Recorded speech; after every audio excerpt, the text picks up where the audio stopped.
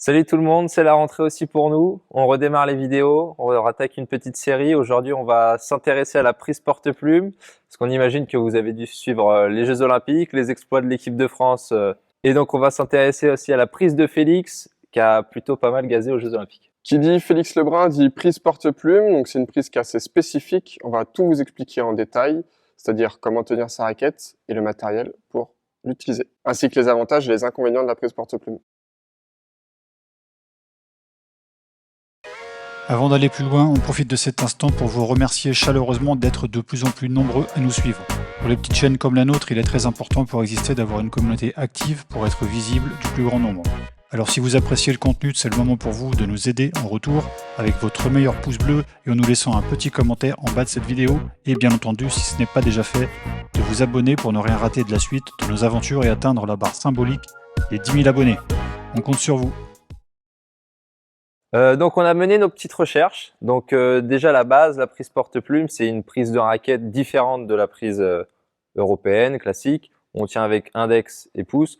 Prise porte-plume, on va plutôt essayer de venir à la pincée comme si on tenait un stylo-plume. Sur les petites recherches qu'on a effectuées, alors c'est peut-être à prendre avec des pincettes, on s'est renseigné et on a trouvé que c'était une Hongroise qui s'appelle, alors j'ai son nom sous les yeux, Anna Sipos, qui est plusieurs fois championne du monde, qui a démocratisé un petit peu la prise, et les Chinois qui l'auraient après utilisé plus couramment.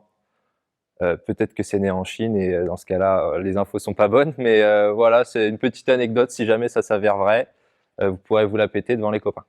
Donc la prise porte-plume, on va dire qu'il y a deux grandes familles. Hugo va vous les montrer. Donc comme si on tenait un stylo-plume, la prise japonaise, donc avec les doigts sur la palette arrière, et la deuxième prise, plutôt doigts regroupés, ou c'est prise chinoise.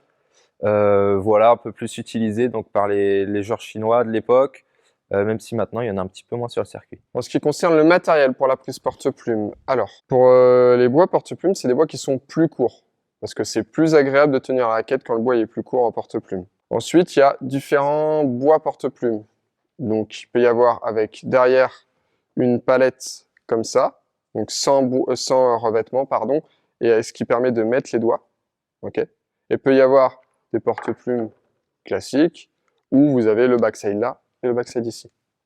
Il y a différents types de prises, il y a différents types de bois. C'est adaptable à tout le monde et chacun peut s'y retrouver dans le matériel de bois porte-plume. Si vous voulez plus d'infos sur le matériel et des choses plus précises, vous pouvez aller voir la vidéo qui sera juste ici sur les bois. Donc nous avons trouvé deux gros inconvénients, disons, à la prise porte-plume. Ce sera la frappe sur ballotte et le fait de mettre un petit peu moins de puissance. Donc sur le porte-plume moderne, nous avons Qdang et Félix Lebrun, qui sont deux joueurs de vitesse, qui tiennent la raquette en porte-plume et qui jouent la balle très très vite, plutôt au rebond et avec une ligne de sol assez proche de la table. Donc ils sont pas puissants, mais ils compensent par la vitesse. Donc la prise porte-plume, elle a évolué aussi parce que si on parle d'une dizaine, quinzaine ou vingtaine d'années, il y avait des joueurs chinois et coréens. Au niveau chinois, il y avait Wang Gao à l'époque, qui a démocratisé le revers en porte-plume, qui jouait plutôt à mi-distance et plutôt sous forme de puissance. En ce qui concerne le coréen, Ryu Seung-min, qui était un joueur qui était plutôt typé sur de la puissance aussi, comme Wang Gao, mais même encore plus puissant, et qui lui n'utilisait pas du tout son revers comme Félix ou comme Wang Gao, et lui jouait un peu plus sur la puissance, et ça partait beaucoup du sol, et il envoyait très fort. Ok, donc désormais les avantages.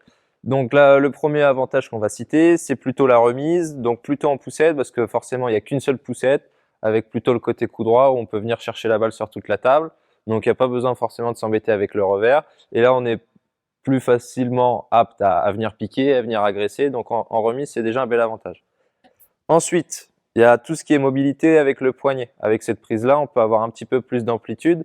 Donc sur on va dire mettre de l'effet, sur les actions, toucher de balle et tout ça, on est pas mal avantagé. Dernier avantage, pardon, je pense qu'au niveau du service, on a eu droit à de bons serveurs.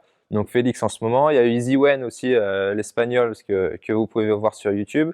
Et donc je pense que ça vient avec toute cette mobilité de poignet qui permet de mettre beaucoup d'effets au service. Donc trois avantages, le poignet, le service et la remise. Donc on va vous faire une petite démo. On n'est pas des genres de porte-plume, donc si on démarre, vous aurez sûrement les mêmes difficultés que nous. On va essayer de vous montrer tout ça. Donc là, on va vous montrer les différents types de revers. Donc avec les doigts plutôt comme ça, les doigts un petit peu comme ça. Je vais essayer les deux prises.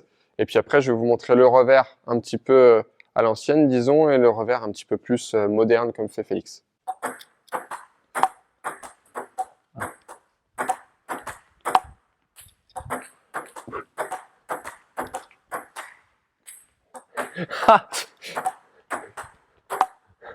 On arrose là. Ouais.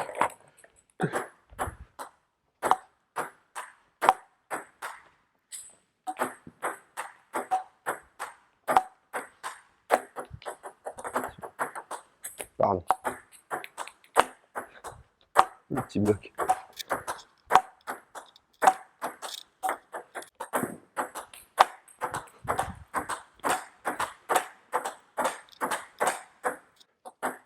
Mais pour bloquer, c'est plus simple, je trouve. Oui, oui, oui. C'est plus simple, ouais. Le mec il me met des quilles. Ah, voilà. Il faut que tu les fasses plus hautes, hein, parce que sinon. Ouais, mais c'était pour qu'on te voit dans le cadre.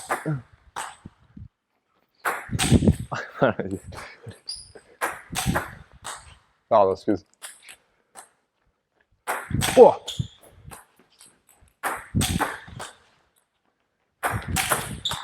Ouais, j'ai pas envie de les louper en plus.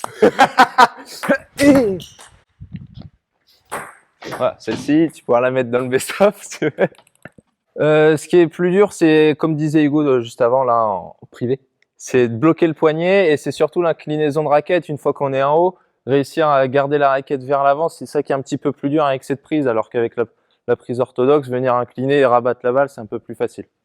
Donc c'est de bien bloquer, bien s'engager et baisser la balle surtout et pas se laisser emporter pour la faire s'envoler.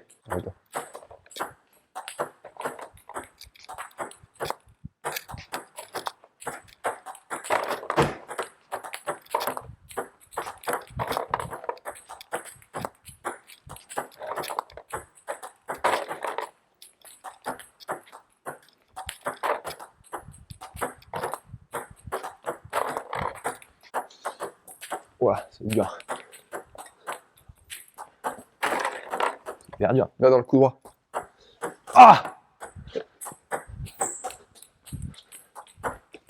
Ah, celle- c'est impossible. Ah, c'est dur. C'est hyper dur. Ah ouais. J'ai pas l'inclinaison que je fais. Voilà, c'est un doigt ça. Sur le côté, c'est peut-être plus simple, mais Ouais, je pense. ouais,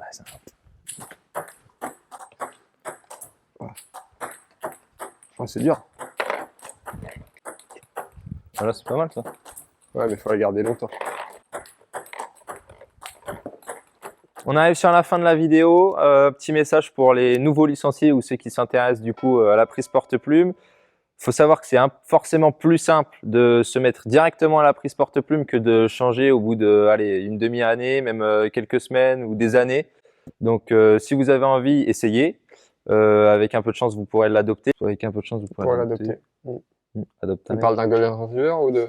Donc pour résumer, il vaut mieux essayer de démarrer directement en porte-plume que de changer sa prise en cours d'année ou en cours de vie. Ce qui est important, c'est d'essayer, de persévérer et de s'entraîner sur la prise parce que vous n'aurez peut-être pas des résultats tout de suite et peut-être que si, vous en aurez tout de suite. Donc essayez et peut-être que vous allez l'adopter. On vous met en description tous les joueurs porte-plume que nous avons cités pendant cette vidéo pour que vous puissiez aller voir leurs vidéos respectives. Donc fin de vidéo, on se retrouve très bientôt pour une nouvelle. On vous souhaite de passer une très belle année pongistique. Voilà. Plein de perfs, on évite les petites contres, hein, ça peut arriver, mais on essaye plutôt de perfer.